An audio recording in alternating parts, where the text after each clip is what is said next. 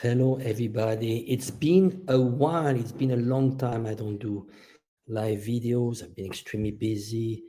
Now I'm just back in Switzerland, so I'm just enjoying the summer here. It's beautiful, and I wanted to catch up. I wanted to catch up with people that are following me on Twitter, on YouTube, and I just wanted to do some updates. I've been covering a lot what is happening in Israel, this confrontation with Iran, and I wanted to catch up. Really, it's the problem with YouTube is that my YouTube has been demonetized. It's been hard. The algorithm is not working in my favor, and I'll try to just to do a bit of self censorship, but not too much. It's not my style. But I wanted to catch up a little bit to talk about a few things, especially the ceasefire. I think this is another trap. And I'd like to take a few examples. If you go back to history, the way the West has been using the ceasefire just recently, let's say in the last 10, 15 years, just go back to the Minsk Agreement. Minsk Agreement back then, just right after Maidan, you had the nationalists backed by the US and the EU that actually they did a coup. Let's call it what it is. It's not a revolution. The West want us to think it's a revolution. No, it's not. It was clearly a coup, a color revolution, and who was behind was the West. And this is the whole idea of fighting Russia to the last Ukrainian. And we just need to go back to, I've mentioned it before, the Rand Corporation policy paper. I really advise you guys to read that through, and you will understand everything. What is the plan with Ukraine, how to use Ukraine, and how to, what they call, to extend Russia, and extend Russia in through many ways. So Minsk Agreement, how did they come to that? Is that it's because the nationalist troops, they were badly beaten by the separatists in the Donbass, and basically they had to beg for a ceasefire because they were losing. And we had a declaration of Hollande and Merkel recently in the last year that actually they admitted that the Minsk Agreement was a way to have a breather, to rearm, build fortification, do more training, and to prepare for the next war, which is what happened which led to 2022, the special military operation. They were amassing troops. There's lots of evidence that the Ukrainians were getting ready for that, and Putin knew. He knew all along. There was the whole intelligence. Keep in mind that there's so many, Russians in Ukraine that, probably they leaked information. It was obvious when you start to prepare amassing hundreds of thousands of troops. Putin was aware of that. And as they say, when you know that war is inevitable, you might as well strike first.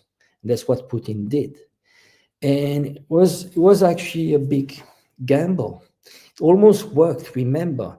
They started negotiating and in Istanbul, and they were very close to reach an agreement until you had Boris Johnson that came and said, well, I'm going to give you as much money as you want. You'll have everything, to Zelensky, and probably gave him some offers he couldn't refuse, proposal he couldn't refuse. So that was the first ceasefire. Now you have a second ceasefire. Remember Trump, when he got into power, he came to Putin, he said, well, why don't you do ceasefire? You do ceasefire, and then we broker a peace. 30 days ceasefire. What do you think was happening right there? In this war of attrition, Ukraine is bleeding really hard. It's not about getting ground, square meters. It's about grinding forces, and that's what Russia has been focusing on.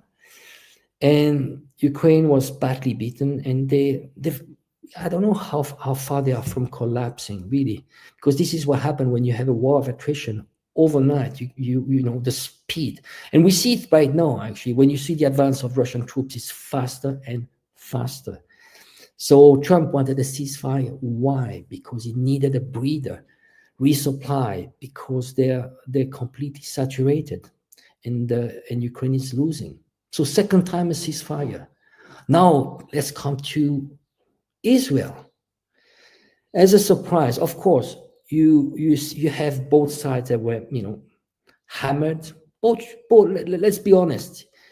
Iran got hammered, but Israel got hammered so much. And I would say what is really obvious here, and it's very much like Russia too. Iran has a strategic depth. Is a huge military-industrial complex, capacity to produce weapons and missiles, which is far more than Israel, and even NATO. Those countries have an army, a military-industrial complex, which is purpose-based, which is not profit-based. So, and they are under attack. So they need to have a capacity to produce weapons and missiles, ammunition, and so on. So what we saw during this confrontation, what they call the 12 days war, was that quickly the Israeli interceptors, air defense, were overwhelmed, and we saw quite a few strikes. And the more they were going ahead, the more they were successful. And those interceptors, keep in mind, they're extremely expensive. They were getting depleted. And it's also, so it's really important to understand that when you have a war like this, one element is how you can resupply. So that is related to industrial capacity. And also, very important, the economic aspect. When you look at the air defense, the Iron Dome that Israel has, it's extremely expensive. I think when it's fully operational, per day might cost like a $250 million, $250 million in average. So ultimately, when you see those wars, you shouldn't never forget that there's an economic impact behind that. So why there's a ceasefire is very clear, and we see it right now. Let's take the position of Iran. Israel asked for ceasefire. Even though Iran knows that, you wouldn't say no to that. So basically, it has no choice, knowing that Israel is going to use these ceasefires to rearm. And we don't know, Israel is going to come back. It's going to be even more stronger, going to hit at Iran. And I would think that Iran is going to take measures to be prepared for this next phase, because this war, this confrontation is not going anywhere. It's going to be stronger. It's going to be, and it's existential for Iran. They've been under sanctions, under attack for a long time, and they know that this, they have to resist. And this is going to be hybrid warfare. They are going to try to put sanctions. They are going to try to all tricks, maybe false flags. But the problem for the US right now, especially for the Trump administration, as opposed to the Biden administration was focusing on Russia, and the idea was we fight Russia and ultimately we'll get to China. Now the Trump administration, it is a very different philosophy. It's close to what we call the Mersheimer school, which says that they should prioritize to China. And this is what Obama started with, the pivot to Asia. So the problem that the US has is that it cannot fight several fronts at the same time, because it would be overextended. Keep in mind, they have limited capacities. They can do, that is probably that's the only power in the world that can do power projection. Basically, China cannot do any power projection. It doesn't have any army bases outside China, only one in Africa and Djibouti. Russia has a bit more power projection, but nowhere near what the US has. The US has 800 army bases. But even that, if you want to shift towards Asia, you would need to shift to focus completely on Asia. And so what do they do about Ukraine? Ukraine, the idea is what Peter Exet called the division of labor. Basically, they did the US superficially. They make it seem like they are completely disengaging from Ukraine, but the idea is to give the problem of Ukraine to the EU, and basically the EU would fund Ukraine, and maybe at some point maybe provide troops. We don't know that. Well, that would be very risky because this could escalate into a direct confrontation between NATO and Russia. But most important for Trump, because Trump thinks in terms of business, is that the bill financially, the US would not sponsor that war. It would provide still the weapons, sell the weapons and give the intelligence, but everything would come from EU taxpayers. And that's what Peter Exet calls the division of labor. You take care of, EU takes care of Russia, containing Russia. It doesn't mean that you are going to beat Russia, but you pin down Russian troops, and somehow this is costly to Russian economy. And Russians, they also lose people, fighters, even though the ratio of losses, when you compare to Ukrainian losses and Russian losses, Ukrainians lose much more troops than Russians. Well, just because it's a war of, it's about the capacity in terms of artillery.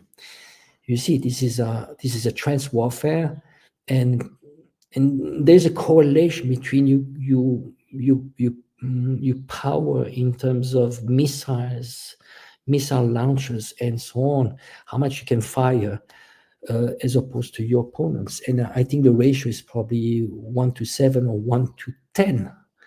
And they've admitted, both sides have admitted, and I would say that the losses are probably in the same proportions. So there are many more losses on the Ukrainian side.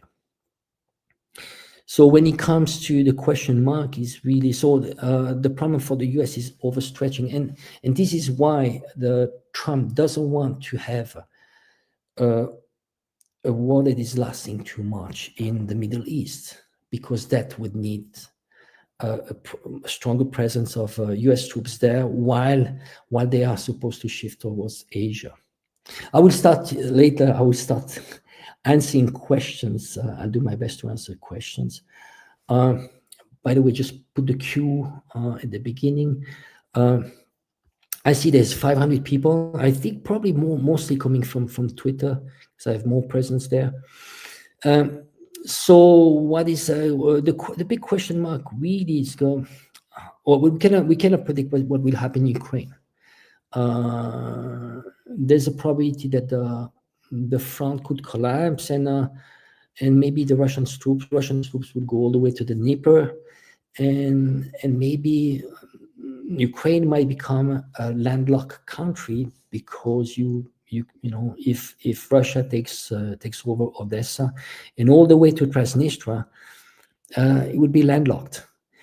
And when you look at Ukraine, economic resources are all east, the Donbass. Those are extremely rich regions in agriculture, but also mining. Most of the mining is all there. When we mention lithium, the deals in lithium, but most of the lithium is in those regions that are controlled by Russia. Now the sea. Imagine a country like Ukraine doesn't have access. If it doesn't have access to the sea, that makes it maybe a non-viable state. And keep in mind that Ukraine is an artificially created state. This is why you have minorities. You have Romanian minorities, Hungarian, and you had over 25%. I don't know. It's a very large percentage of Russians all over it. And it's very hard to differentiate Russian and Ukrainians, because Ukrainians are pretty much part of Russian history, all of it, except what we have the Galicia, which is far at the far west of Ukraine, which is closer, closer to Poland, and I think it might have belonged to Poland at some point. So this is for Ukraine. When it comes to the EU, you have warmongers, but lots of threatening. I would say, as the Chinese say, so there's lots of thunder, but there's no rain. So they have threatened, they threaten all the time. They keep on putting sanctions, but they're hitting themselves on the foot, you see. The European economies are not doing well. They're close to 0%. It's pretty much no growth, while Russia is doing pretty well. I don't have the last figures, but last time I checked was a 5% of GDP increase. So this is going to bleed Europe, and this is bad for Europeans. And but ultimately the problem is that those populations, when we talk about Europe, so even the US, they don't want those wars, and those wars are illegal because most countries, both in Europe and in the US, there are laws that says clearly that president cannot declare war. It has to go to the Congress, for example, in the US. And when you look at what Trump did was to bypass the Congress, not asking the Congress, and striking Iran, which is completely illegal. So that makes me think that those patriots, and I respect patriots, I think we should all love our country. We should. I think it's so healthy to love your country, the place you were born in, to cherish that. We need, it's not about us being better than the others.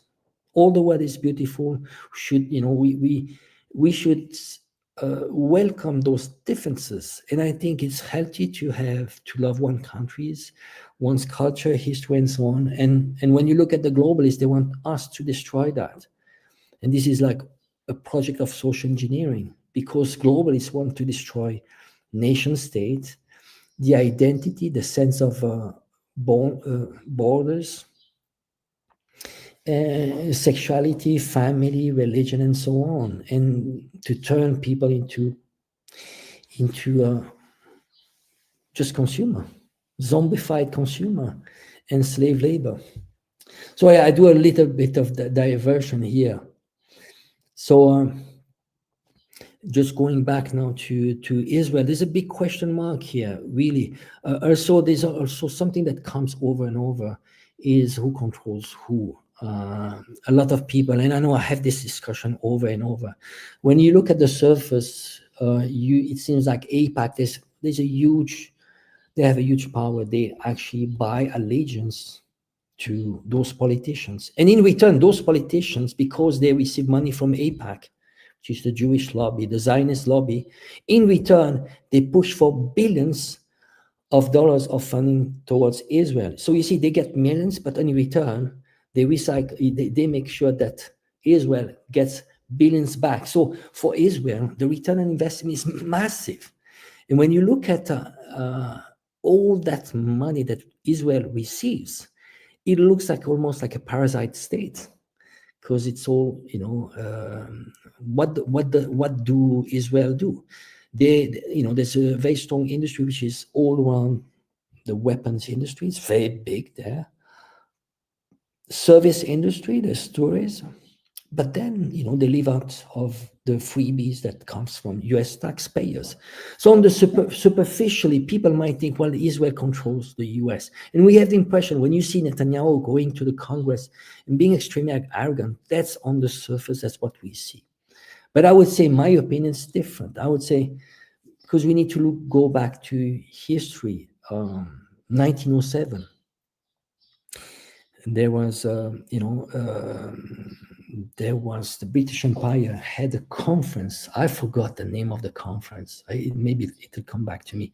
But basically, they were looking for a foreign entity to be created in the Middle East. And that function of that foreign entity would be to divide the Middle East. Not the Middle East, they would call it the Arab world. Because you see, they saw the Arab world as being rich in resources and pretty much like unified in terms of language, but at the same time, because of being unified under because of Islam. And so they discovered lots of oil, so potential was huge, and they had to control that. And what you need for that is a foreign entity that would divide those two parts. And the two parts was the Levant, which is the east of the Arab world, and you had the Maghreb, which is, the African side. And so what do they put? I mean, so they chose Israel right there in the middle, but was not the Zionists. They wanted a foreign entity, and then of course you had the Zionist movements under Herzl. They were interested for a long time, and they got closer to the British Empire, and they said we can fulfill that function. So ultimately, when you really look at what has been the function of Israel, was to a huge U.S. army base, and you could call it maybe an extension of the U.S. You could imagine that Israel as being a state, a U.S. state. But what is useful for the U.S. is that Israel does the dirty work for the U.S. empire, and you see. There was a transition between the British Empire to the U.S. Empire, but basically the U.S. took over. And also we need to keep in mind that I'm talking about countries, but ultimately the elites that control the British Empire were pretty much similar to the same elites that controls the U.S. Those are elites that actually do not care about nation state, but they use nation state to fight their own wars. So Israel has been there to divide the Middle East, and Netanyahu has said it clearly that was a big win. When you look at the achievement of what Israel did, and I'm not pro-Zionist, I'm extremely critical of Israel, but let's give credit what credit is due. Well, they've been disrupting, they've been containing the whole growth, because the Middle East has been divided. They've been at war. They've been destroyed over and over. How many countries have been destroyed? Call them Libya, Syria, so many countries. And they bought allegiance. A lot of them, they would almost side more for Israel, because they were the West had depicted Iran as being the enemy, and then also they had nurtured the divide between Shia and Sunni. So that was the function of Israel, and they fulfilled that pretty well. And when you look at how much Israel controls, it's astonishing, because you have puppet states. Really like Jordania. Collaborators really that work for Israel very closely, and those are extensions, or almost like an extension of Israel. You have the Gulf state completely working closely with Israel. I'll give you one example: the UAE and Israel, they grabbed one island called Socotra Island, which belonged to Yemen. So the two countries together, they occupy that island, and this is for spying reason. It's a spying base right there. So, and then you have all those the Abraham Accord that actually normalize all the relationship of most of the Arab world with Israel. So you see, Israel has been extremely successful, and Israel has been expanding. You see, Gaza, ultimately, there's going to be about displacement of those population.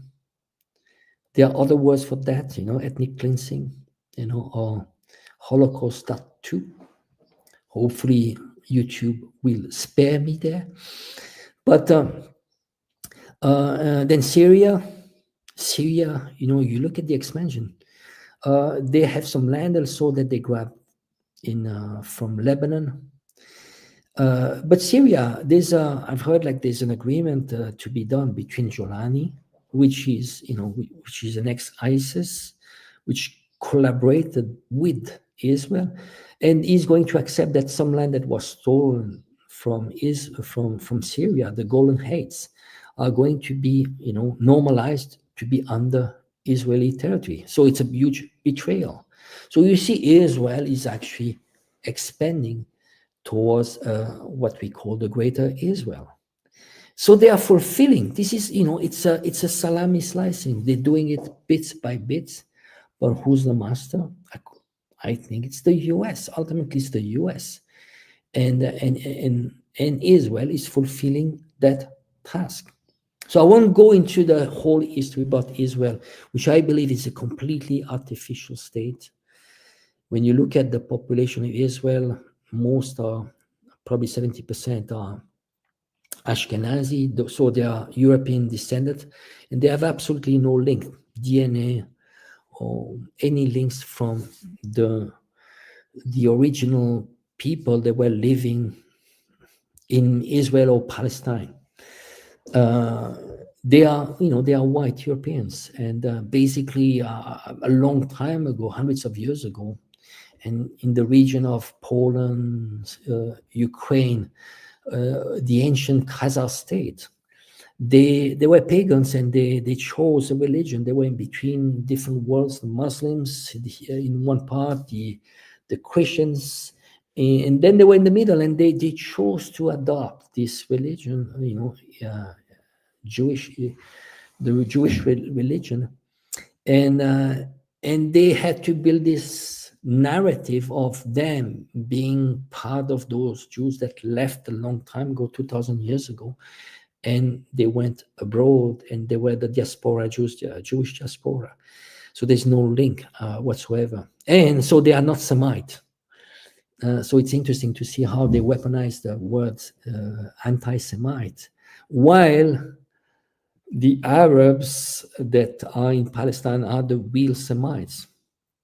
And the irony there, and I know it's not going to please some Arabs too, but the irony is that you might have lots of Arabs that were originally Jews converting into becoming Muslims. I know it's crazy. So the real Jews might be, a lot of real Jews might be actually Arabs, Palestinian Arabs that adopted Islam, because Islam expanded towards that region at some point. So that's a parenthesis. I'm going to all directions. So let's go back to where we're going with Iran and Israel. I see an escalation there. I see they are going to push more and more for regime change, hybrid war. There's a deep penetration of the Mossad inside Iran. And what Iran needs to do, and it is doing right now, is to get closer to China and Russia. They need to get the air defense in order. And I would say, I don't know what kind of relationship partnerships they can build with Iran and China. I would say knowing Russia would be bolder. They have no problems with alliances. They have some very strong alliances with Belarus, with the DPRK, while China is very different. They see alliances as being a liability. Unless it becomes really existential for China, China would not do an alliance, but it would help and provides support. And I would say probably more in terms of defense, but not in terms of attacking or even providing nuclear bombs or nuclear umbrella. China would not do that. China is self-centered. And also keep in mind that we are shifting towards a multipolar world. And multipolar world is not about aligning with countries. It is about being extremely pragmatic. We don't align with countries. We work with, well, if we can work together, we work together. And we set aside differences. That is the whole idea of multipolarity, which is completely opposed to what the collective West is doing, building those alliances. It's us against the rest. So I would say probably Russia would be more willing to help Iran, and they can provide S-300, S-400 air defense. I think Iran can upgrade that. They can get some helps. And it seems like through history, Russia has been offering over and over those partnerships. And somehow, I think for national security or maybe keeping sovereignty, Iran was sensitive about that, and they declined. And and somehow now it seems like the right move to do is to really get some help from the BRICS partners. And also we have to see, maybe there are going to be some changes, but I think it is, you see, both Russia and China, they let Syria fall because they couldn't do much, and Syria was not that critical for them. And they managed to get somehow a deal. The Russians still have their army base in Syria. And China is not much disrupted. Somehow those projects of Belt and Road Initiative will still go through. And they are going to collaborate somehow with this new regime of Jolani, which is controlled by Turkey and the West. But when it comes to Iran, they are much more, Russia and China are much more sensitive, especially when it comes to China. There's a huge deal between China and Iran. It's a 25 years deal, and it's a $400 billion deal. And basically China provides goods, provides engineering, construction, so infrastructure construction, and in return, China would get gas and oil. And also for China, Iran is essential in the Belt and Road Initiative, because the Belt and Road Initiative for China is a way to bypass I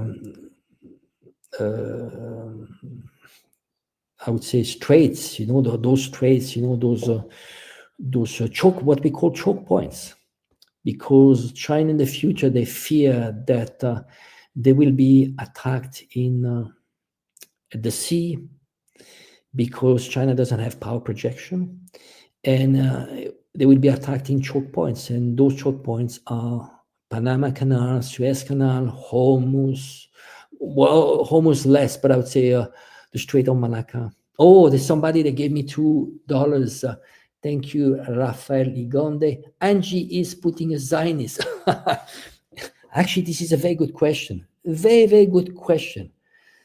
You see, the Israeli Putin is in a very difficult position when it comes to Israel.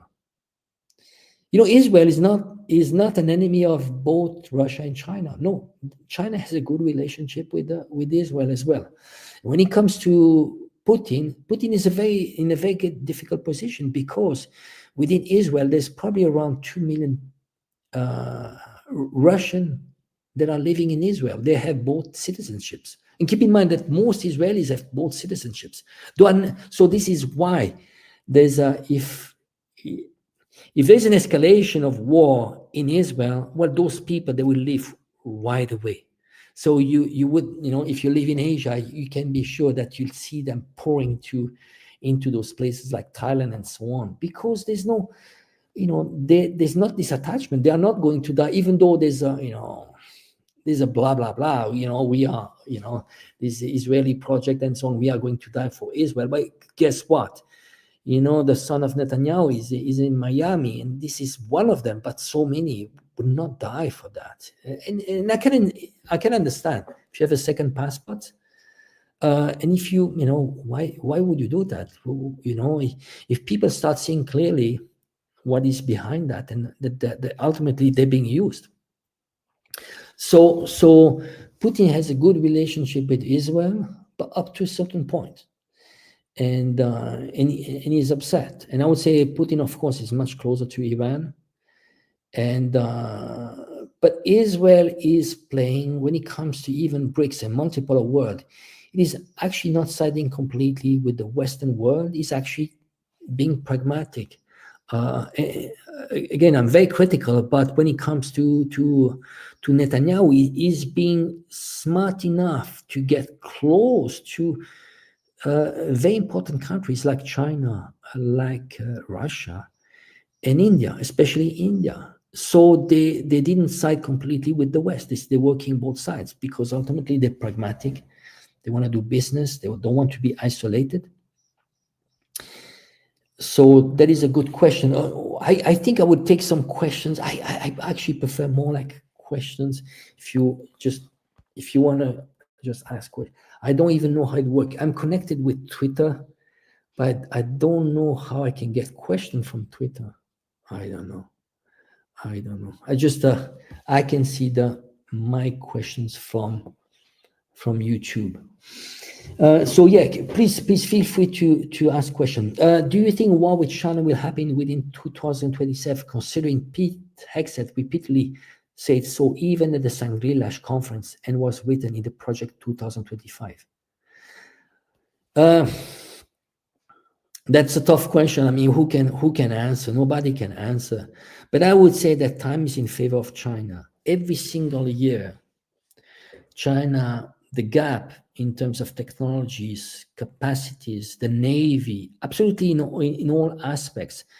And also the economy is growing faster in China. So the size is if it's in real term, and I know GDP, the concept of GDP, we need to be extremely careful. We can go into the theory of GDP, but let's say we agree that GDP is a metric.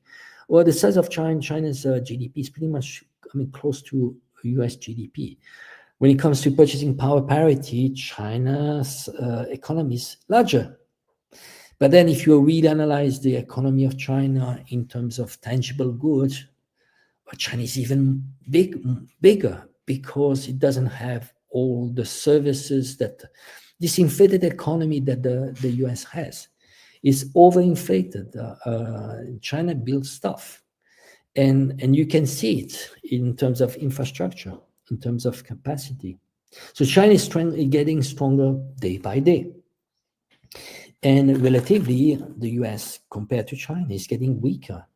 So there's a window for the US to disrupt China.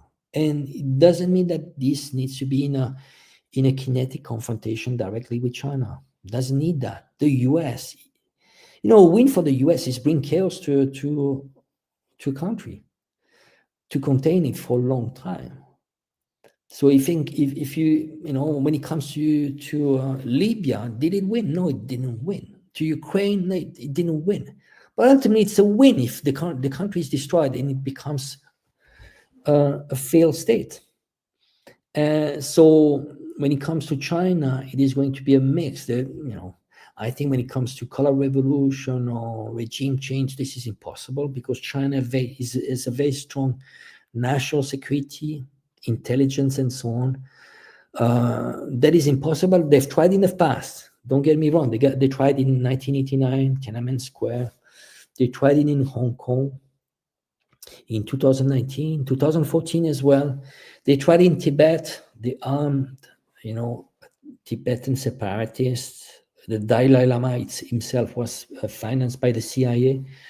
They tried in Xinjiang with the Uyghur, which were financed by NED, by the CIA for a long time. So those were the disruptions they did within China. And then what they will do is that, and this is where the US is really strong, is to use proxies. And the proxies in the region, and they've been building alliances.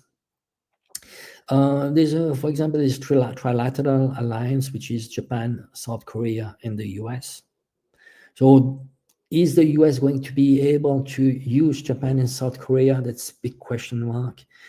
I would say they're very cautious. They're seeing how Ukraine has been used and is being ditched right now.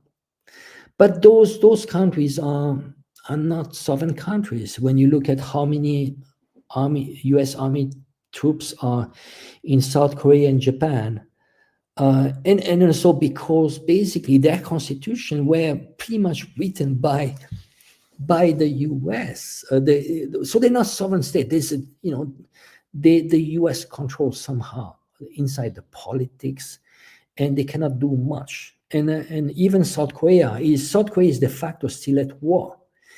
And the Central Command, if South Korea was to be at war, the Central Command would be under US control. So by definition, the US control South Korean army. So you see, so you would have South Korea, you would have Japan. Japan is no more. They have done a reinterpretation of their constitution. It used to be Pacific constitution. They cannot go to war. They cannot, they can be defensive but not go to war, not attack. But in their they did a reinterpretation of their constitution, and they say clearly that, well, Taiwan is an ally, and if Taiwan was to be attacked, we should be able to defend Taiwan. So those are small steps that make us think that, you know, they would probably side with the US.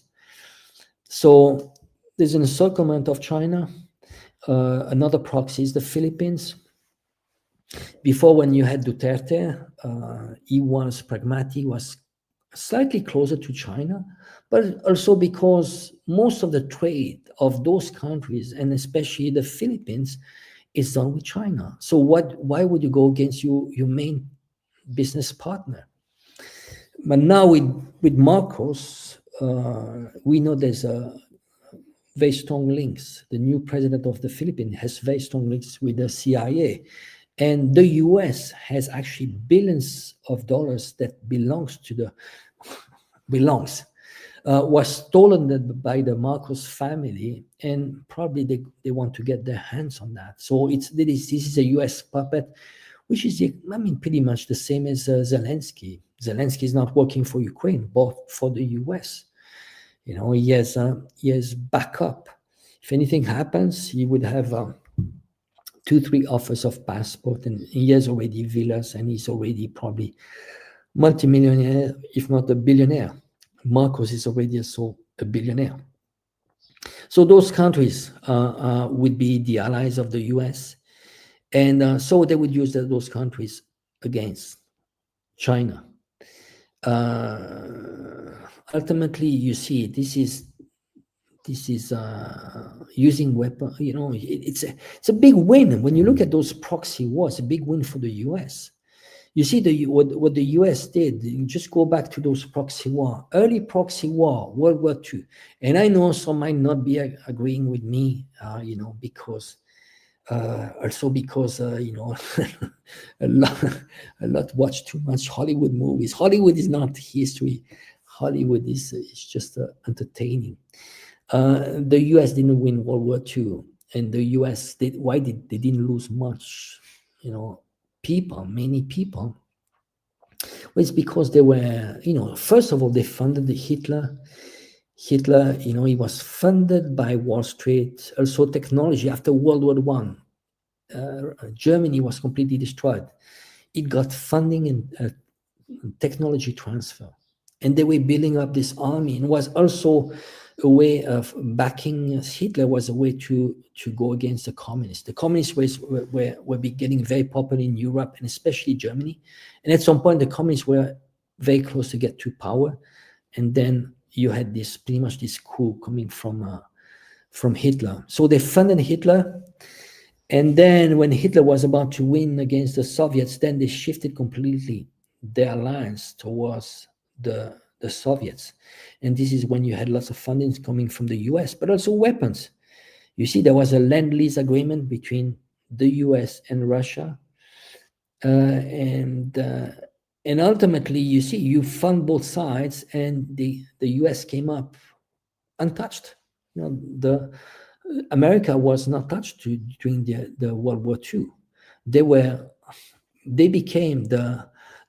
After World War II, they had the largest gold reserves in the world, and they had more than half of the world's GDP, because the rest of the world's economies were completely destroyed. So you see, in reality, what the US could do in Southeast Asia could be something similar. You provide the weapons, intelligence, maybe, you know, a few thousand, 10,000s of troops and so on, but ultimately you'd fight China to the last Taiwanese, to the last Japanese, to the last Korean, to the last Filipino. And I do wish that those people could see that, really. But ultimately, that's the problem. We have the realities in Europe, in Asia. A lot of those leaders were pre-selected by globalists, by the US. When it comes to Europe, by the Bilderberg Group. All the leaders that they are pre-selected by US elites, and the final vetting is through Bilderberg Group. Macron did that. You know, you need to look at who are the attendees. And, you know, for example, the next president of France might be either, you know, they pre-selected Edouard Philippe and Gabriel Attal. because they went to the Bilderberg group, and the probability of them becoming president is very high. Even, I mean, Bill Clinton also, when he was a senator, he went through the Bilderberg group, and surprise, he became president. So yeah, question. Let's see. Did you hear Rutte's speech where he was praising Trump and thanking him for making everyone pay 5% of to NATO? Very cringe, absolutely. And you say lèche cul, yeah, that's the word in French. What is embarrassing, and they were all doing that to Trump, really. So embarrassing. Now, when you look at the 5%, this is it's impossible. I mean, even 2%. You see, they have a hard time just to get those countries to reach 2%. But simply because where do you increase your military spending? You would have to take from social project, and those, the quality of life in Europe has been decreasing. The purchasing power, which is the main metrics, what you have and what you can buy with what you make, it's been decreasing over and over. So if you have more military spending and people have less money in their pockets, or there's less social welfare, people, they cannot accept that. So the 5% is just, it's ridiculous. And especially if we are not in wartime, unless there's a casus belli, false flag, and you need to do the whole brainwashing, manufacturing consent of the European population, so they would be willing to be hurt in their wallet and in their lifestyle for the benefit of the military industrial complex and the globalist elites. Oh, thank you, David Falconer, 38 Hong Kong dollar. It's so cool, really. I find really sweet, when I get those bodies. I don't know. It's just like symbolic, but I love it. It's just sometimes it's hard to get appreciation for what we do. We spend so much time, but it's not only the time. It's the it's not the funniest thing to cover geopolitics. It hurts private life. It hurts feelings. I don't know how my friends, they do that. They deal with that. I should talk to them more. My friends that are doing the same live streaming and so on. But I know some of them, they really suffer. And some of them have the impression it's okay. But I have a hard time because I have to cover, whenever I see those videos, babies being killed and so on, and talking about war. So I do wish I was a fitness, teaching people how to be healthy and teaching people how to have six packs and so on would be so much cooler. But you do what you feel like is right to do. And I would say what I want to do is not so much about people changing their opinions or so on. I don't want to force people into opinions, but I want people to be empowered. That is the key, really. If you think about it, knowledge is power. If I can be and I'm always fighting to be very factual, really. And then when I say it's my opinion, then I say that's an opinion, and maybe it's a guess, but I try to be honest with this. But and it's not so much. I would say one way is to teach what I've learned, but also I want to empower people to have the same thinking approach. And to do their own research. And my journey, people can do exactly the same journey, and you empower yourself. Because you see, if you are for democracy and for your freedom and so on, well, knowledge is power, and people they need to get that power, because otherwise we become just slave. And once you empower yourself, life is way better. That knowledge, you can see yourself in your mission in life. You can see it much better. But you're not just a victim. Why did they fire me? What's the greatest scheme? Because it's multidimensional here.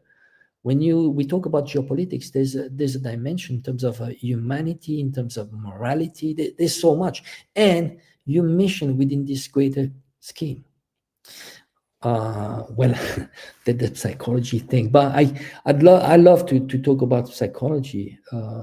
It's a great thing, and I would say that I find somehow what I do very empowering, and I find myself in the flow because my journey starts to make sense. 30 years ago, I left for China because I had the instinct that was the right thing to do.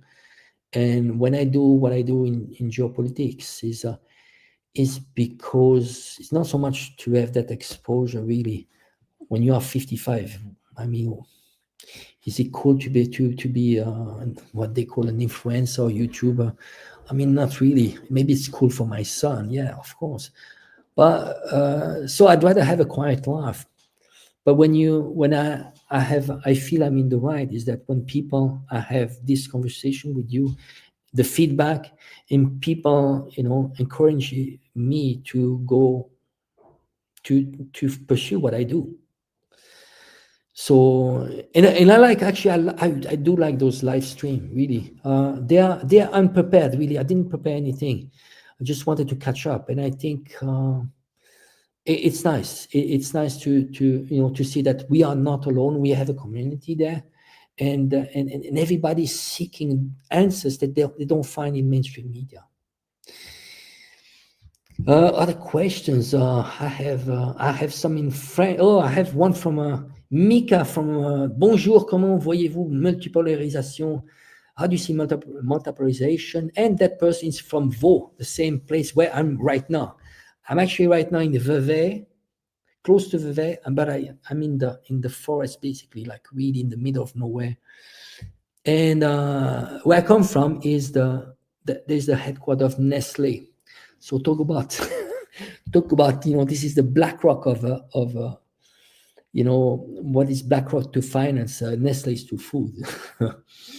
Well, let me read the comments. I've followed you, David Falconer. I've seen you quite a few times. I've followed you since you were both in Hong Kong during the times of the riots by the extremists when they smashed the MTR. Yeah. Well, there was a defining moment in Hong Kong. Under the disguise of what they were claiming, we want democracy, freedom, and so on, I saw like really evil actions, really. And they were really going against what they were preaching, the freedom and democracy and so on. Well, they were beating people that didn't accept their opinions. So is that democracy? They suppressed my freedom because I could not speak. I wasn't, they started threatening me and so on, and they were burning down everything. So this is not freedom and democracy. And of course you had hundreds and hundreds of CIA agents teaching them what to do, what to say, what to destroy. So it was completely controlled by the West. So yeah, that was the trigger that made me just really to go into this, because I had learned about color revolution, and I had gone through my 30 years of experience in China, and I wanted people to know the truth. Not that I'm pro-China. You see, it's funny because a lot of people, they think I'm pro-China, pro-Russia. But yeah, of course, I do love China. I've done 30 years of my life. It's part of my life. My son is Chinese. But ultimately, I'm Italian and Swiss. I do love more my country than any other countries, any other place in the world. But it's not because I criticize them that I don't love them. On the contrary, I should criticize if I want it to be better. So, where would you move today, China or maybe Vietnam? That's a good question. Oh my God, this is exactly what I'm living right now. I'll be honest, and I will not retire in China. And I think, maybe I'm going to do an announcement here, but I'm trying to do something very special for my 30 years in China. And maybe it might be something physical, something like deep immersion, the same immersion that I did 30 years ago. 30 years ago, I spent 6 months in the middle of nowhere. I visited the minorities, countryside.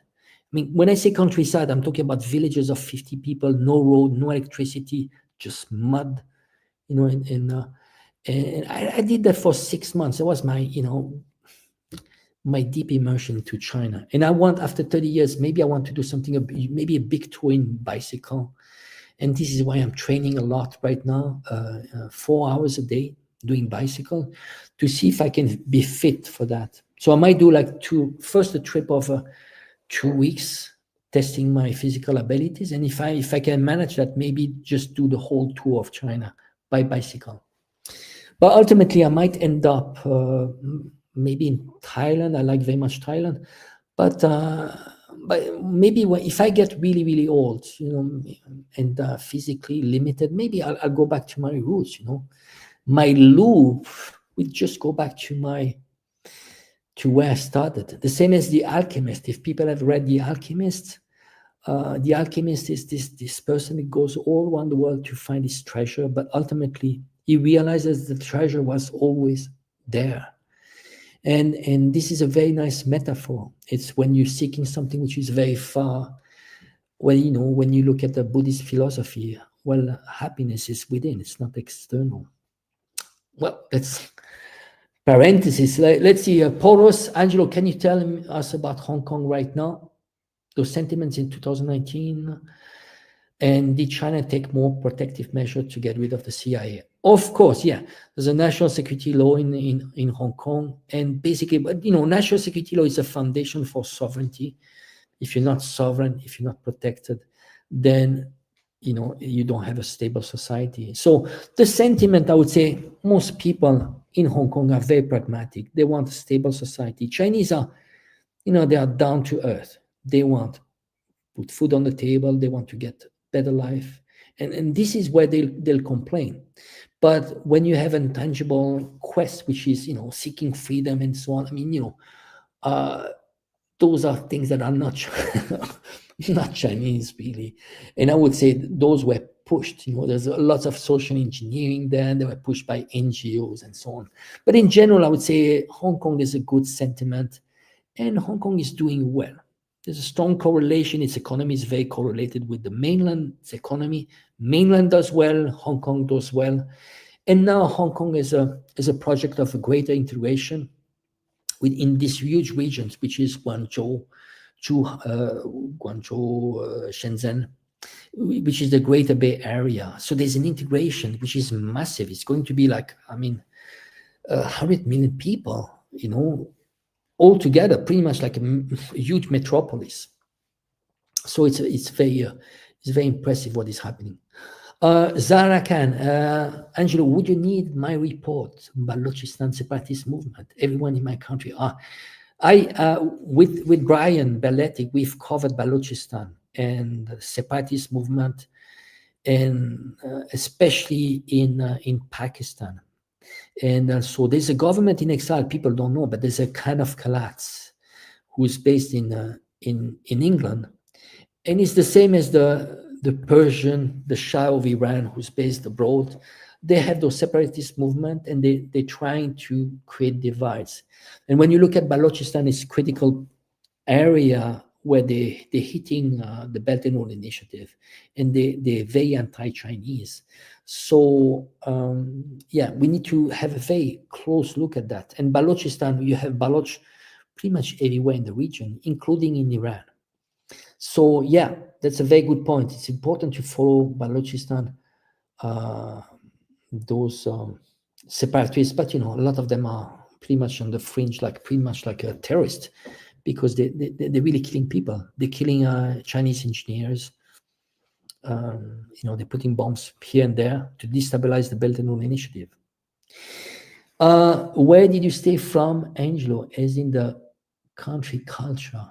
Are you talking about China? Well, my first trip was I spent 1 year first in Taiwan, then I went to mainland China, but I was mainly in the Yunnan region, which is the southern China, and it's very interesting. See, China is a civilization state, but also it's pretty much like a continent. There are over 50 nationalities. There are hundreds and hundreds of languages. But the most nationalities and the most interesting, I mean, for me, is the Yunnan area, because you have so many nationalities. So it's very colorful, so many subcultures within Chinese culture. So you see, a lot of people, they might think that Chinese are uniform culture. It's not. It's extremely complex, with so many different nationalities and languages. So I was mainly in Yunnan, and later on I studied in Yunnan University. And the most of the time I spent in the last 30 years was in Shanghai, close to 20 years in Shanghai. And the last 7 years, pretty much most of the time in Hong Kong. Yeah. Okay, Paulo's asking me, Angelo, do you think now is a good time to move to Southeast Asia or China, considering the downward spiral and the USA, both socially, politically, and economically? Why can I say, really, everybody has his own choices? I mean, I think you can still live in the US and have a good life. You know, US is big. There's some regions that, you know, are very local, untouched, traditional. What are you seeking in life, really? There's lots of good and bad places. Am I a critic of the West? Well, you know, just I think in terms of social, you know, I criticize social engineering, you know, all those movements. And not that I'm conservative, but when I see something that which is not organic, which is funded, influenced by the outside, then I get nervous and I get protective. And I think the reaction of lots of people that are now proclaim conservative, they became like this because they want to protect. They saw what is happening and they want to protect themselves, and then they might become even more conservative. So it's interesting. I was thinking about that. I was listening to a song from Aznavour, who was one of the very first songs that was talking about a transgressor. And I remember that 30 years ago was really cool. There were artists, and we had huge respect. We just it was live and let live. Who cares? But now it's not. Now it's really they're going. They're going after trying to teach kids to be completely mixed up in their whole identity. And I would say that there are foundations that belong to the family, to homes, not to the school and not to the state. And the culture is shaped by us, not by people who have money and who can control those institutions like schools and those NGOs that have another agenda, which is against us as human beings. So I'm against those deconstruction or social engineering. And then it's funny. I had a discussion. I'm enjoying here. It's interesting. Like boxers, we need to be really careful about putting ourselves into a box. It was interesting. I met a friend of mine who's doing politics, and she said, "Oh, I'm socialist and so on." And what are you? And I just feel uncomfortable. I think those labels are extremely dangerous. They divide people, and it's not the right thing. We should be smarter when it comes to labels. I think we need to find ways to unite each other. And ultimately, I strongly believe that this is a class struggle. We need to look at read some things from Marx, and really never forget it's a fight of the 99% against the 1%. Once you start to be like this, then you start to find things in common.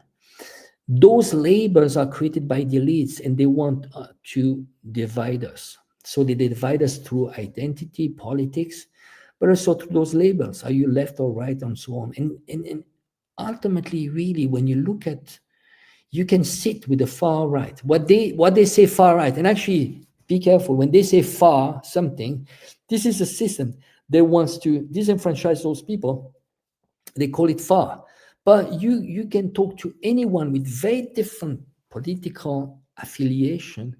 If you don't know their affiliation, you just realize we are the same. Once you start talking about each other's affiliation, then you put an identity and you separate yourself from them. Ultimately, really, you can call it something else, but when you don't even need to put names on that. So if you have concept of how can we build up a society which is better, that's much more powerful, empowering, and that unites people. And this is what I've learned from China. China is politics is about how you can build a harmony. It's not about the mob rule. 51%. Theoretically, 51% can actually rule at the expense of 49%. No. Even if you have the majority in China, you need to take into account people that are in minority. Even if they are in minority, they have a say in the whole system. And ultimately, why do they come up with 100% approval decision that is approved by the 100%? Because they talk to each other. It's not because you have the majority. No, the idea is really to nobody's out. Everybody needs to be listened to. And this is why the population, the CPC is very close, because you have tens of thousands of surveys which are done by the central government and also by local government to really gauge, to measure the satisfaction level and what Chinese people want. So they anticipate what they want through those surveys. While in the West, you have a complete discrepancy between what people want and what the president do or politicians do. For example, you see, most people they didn't want the U.S. to bomb Iran, but Trump did it. In China, really, what the CPC is doing really reflects what people want. And the CPC is the people. CPC is 90 million people in the CPC.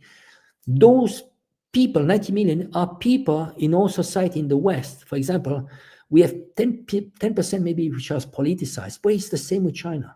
China, you have 7-8% of the people that say, I want to contribute in politics and work for the society, and they go into the CPC. And CPC is a tool of the people that are politicized. They want to change things. So the CPC is Chinese people. People think that it's just they see it as a party in the sense of we have party, one party in the West. No, CPC is China. I have lots of. By the way, Saverio Feloni, thank you, Hanwit. I don't know what is MX. Is it like Mexican? I don't know what it is. But thank you, Saverio Feloni. In light of the West failure with Project Ukraine, do you think the next step will be to use the entire EU as the next proxy to continue the war with Russia? Well, the question is, you see, when you look at the population, I would say average Joe in the EU, who would be willing to die for Ukraine or for, a globalist project? And here we are talking about the realities, the trenches in, trench warfare. Not many, really. I would say people in the EU would fight a war if it's existential, if they are attacked, and if really they really believe that they are threatened in their life. I would say there's I wouldn't think that there would be this distraction to make people in the EU to fight. But again, they might try. They might try out, but I would say this is maybe it's going to be limited. But I would be very careful. If I was the EU, I would be extremely careful, because if it becomes existential for Russia, Russia might resort to use the tactical nuclear bomb. You see, Russia has ultimately, it is limited. It can fight NATO in Ukraine, but in terms of demographic, it doesn't have unlimited people to fight wars, and to fight Europe. If it was to fight NATO troops, massive tens of thousands, well, at some point there's a risk of a nuclear confrontation. I would say, and it's not a project, I would say that when you look at those policy papers, it's about how you can bleed Russia, but not to destroy it. And ultimately, of course, there's what I call a wet dream, just to do a color revolution, regime change. Oh my God, there's 1,274. Thank you for following me. Really, this live stream was out of the blue. I really wanted to reconnect. I missed that. Let me check. I see some Palestinian flags there. Yeah, free Palestine, absolutely. Communist culture work. Even you see, it's interesting that in China they don't even use the word communist. They don't necessarily like the word communist, really. But we need to look at the pragmatism of how Chinese are pragmatic, and you need to go back to 1979. Deng Xiaoping, when they decided to have this policy of opening up China and reforms, he said it doesn't matter if the cat is white or black, as long as it catches the mouse. And this is what China is about. And think about it, this is why Chinese are not, it's not about ideology. If you have to build a house and you limit your tools to one hammer, you'll be limited, right? The idea for Chinese to use many different tools, and those tools combined are going to make you build that house. This is why we are stuck in ideology that sometimes don't work. And why would you would be stuck with that? Just find the best way to achieve what you want to reach. And that's what China does. So ultimately, of course, what I would say that what China keeps is what we call shared prosperity. And that is, in reality, that is communism. So I would say that China is in a transition now to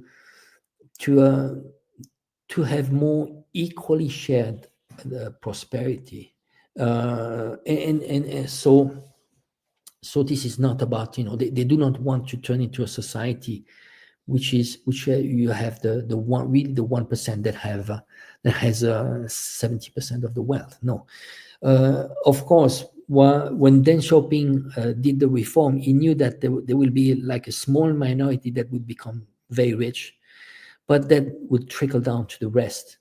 And the idea back then was to industrialize China, but also to have transfer of technology, and to appear to become what the West wanted for China, to become a liberal society, the same, to mirror what the West was, because it was a way to get them as a market, and also to get funds, investment, and support, because China was really isolated. And this is why and somehow China presented itself as a possible, I would say, it portrayed itself against the USSR somehow. So the US, Nixon wanted to use China against the USSR.